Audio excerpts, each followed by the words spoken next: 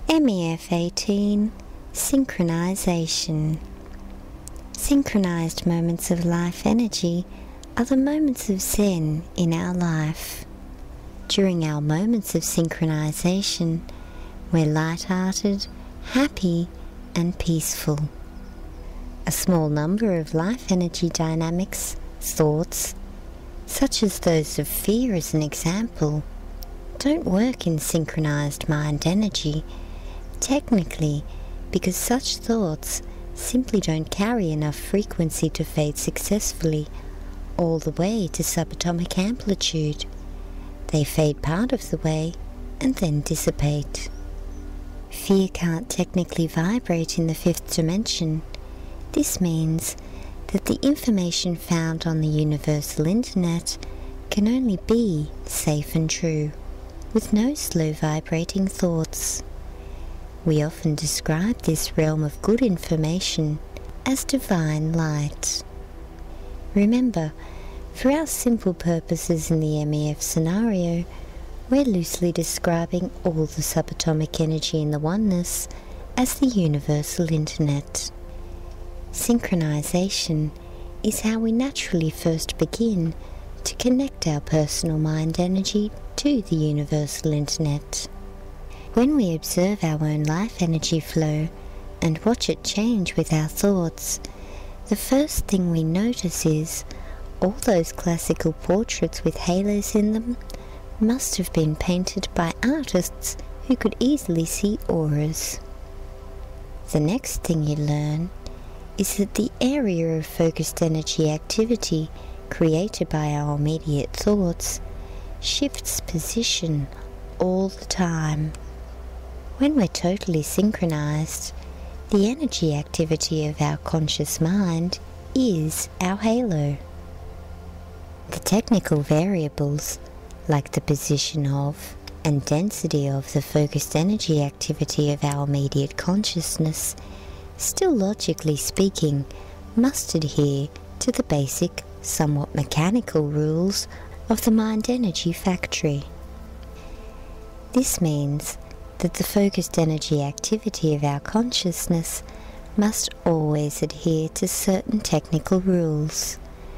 Once we know the unchangeable technical rules of our mind energy, then we can teach ourselves to work with them, rather than causing technical damage by breaking the basic rules.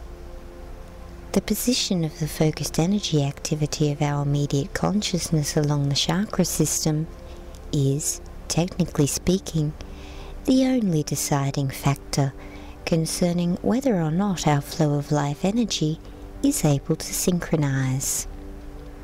But what determines the physical position of our consciousness?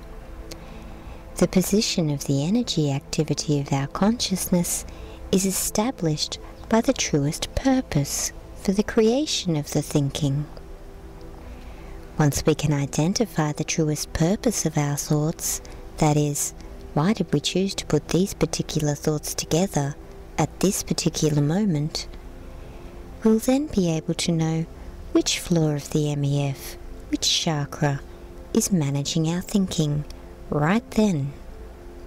Obviously then, in order to stay synchronized consistently, the truest purpose of our thoughts must always, in some way, be aligned with the life energy available through the top floor executive suite. Think about this.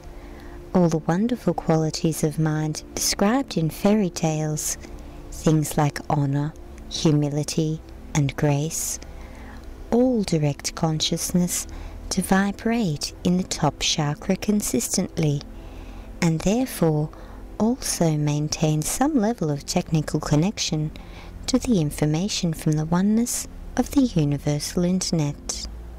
These kinds of mind energy are sought after by the divine, but that can't be the technical reason why they work so well. We checked a little more. A general rule of thumb that we've found best describes the technical positioning of the energy activity of our live consciousness might be, if the purpose of the thinking is about ourself, the focused energy activity will vibrate somewhere inside our physical self.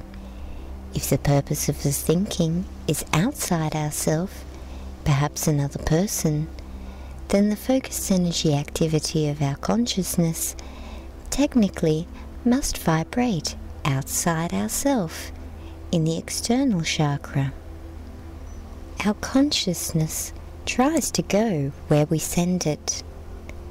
Over time, general observations led me to realize that the most popular regular position of our personal consciousness is also, more often than not, the position on our body where we'll naturally accumulate the most stored life energy, fat. Since I had the biosensor at home, and could at any time truly check for certain the physical position of my own immediate consciousness, I decided to check this theory for myself properly. I taught myself to learn how to always position as much of my thinking as I could outside my physical body. At this point I was beginning to get very excited about the weight loss that was starting to happen. Remembering the basic rules, the consciousness goes where you send it, and it uses purpose to determine the exact position of the life energy activity, I began to take careful notice of my thoughts. Interestingly, I found that simply changing the grammar of the thoughts I made had an incredible impact. I'd been a diet and aerobics girl many times, but had never found results like this, so I was keen to follow it through. When we think a thought in words using our self-talk, the consciousness listens predominantly to the subject of the sentence, the first few words, to determine its position. With a little bit of self-observation, I found that many of the sentences of my thoughts started with the word I. I feel tired, for example. Once I realized this, I thought that instead of altering the meaning of all my thinking, I should first just try and change my thinking's grammar, so that the first few words of the sentences aren't always about me. This worked far more technically successfully than we expected. This was the time when my weight really began to fall off.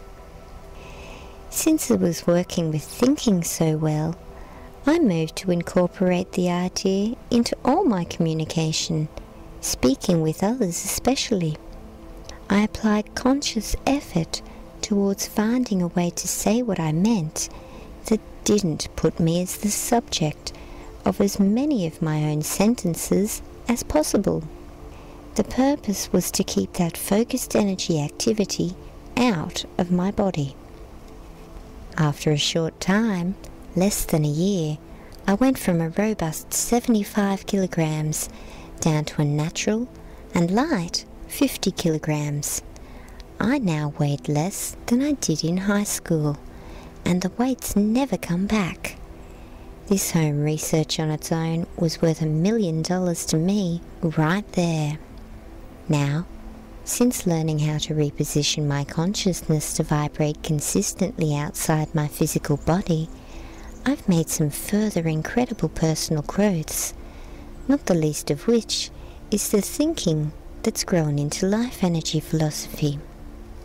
Synchronisation, using the AVS biosensor, presents a graph which looks like this, as big as the biofield can get. Using a simple 2-point home biosensor, synchronisation might look like this. Once you can know for certain the difference between the moments when you're getting it right and the moments in which you're only trying to convince yourself you have it right, then you can move onwards and upwards with your personal inner growth in massive leaps and bounds. Spend time noticing the position of the energy activity of your own regular consciousness, and move to teach yourself about the various purposes of your own regular thinking. I'm certain you won't regret it.